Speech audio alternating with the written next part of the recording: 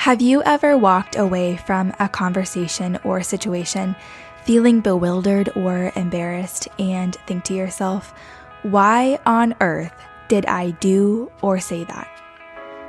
We all have those disproportionate emotional responses to situations that typically wouldn't affect us in such dramatic ways. That unsettling relational interaction, our unexpected spiral into anger, anxiety, or insecurity, that overblown reaction, the direction our thoughts ran in a moment of tension or uncertainty. You know in your head that your reaction was not rational, but your body was living out a different story. A deeper story that's connected to something very real in your past or present, and that feels like a big deal to you, whether you're ready to admit it or not.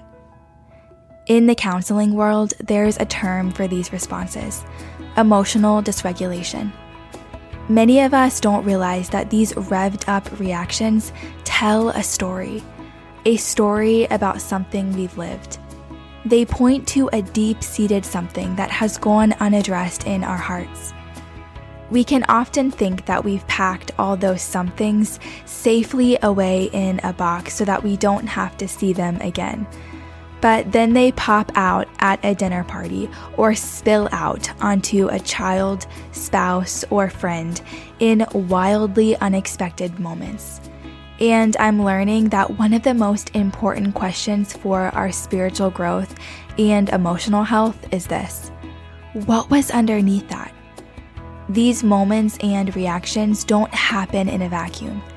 There is always a reason why.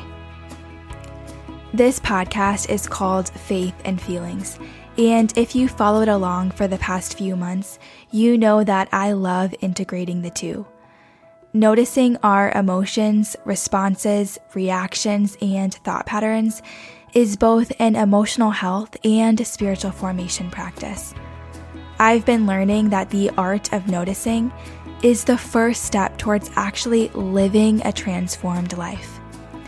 Amidst the distraction of our world and the disorder in our own inner lives, this can often feel at first like an underdeveloped muscle, awkward and uncomfortable to put into use.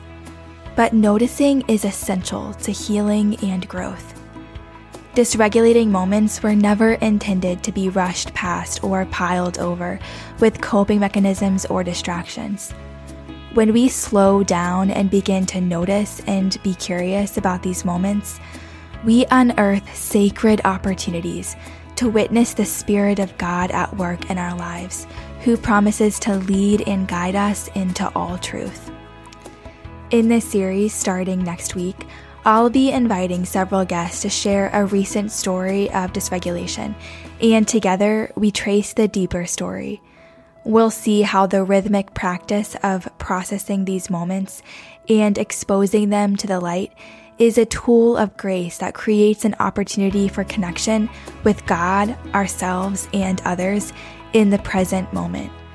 We'll understand how our overblown reactions actually make sense, but also why it's so important to heal from past wounds so they don't continue to resurface in the present. My hope is that these conversations will create a greater awareness, compassion, and curiosity about your own moments of dysregulation and what might be underneath. I think you're going to love this series, so make sure to subscribe so you don't miss an episode. Also, it would mean so much to me if you took a few minutes to rate and review the podcast. This is an easy way to partner with me in reaching more listeners. Until next week.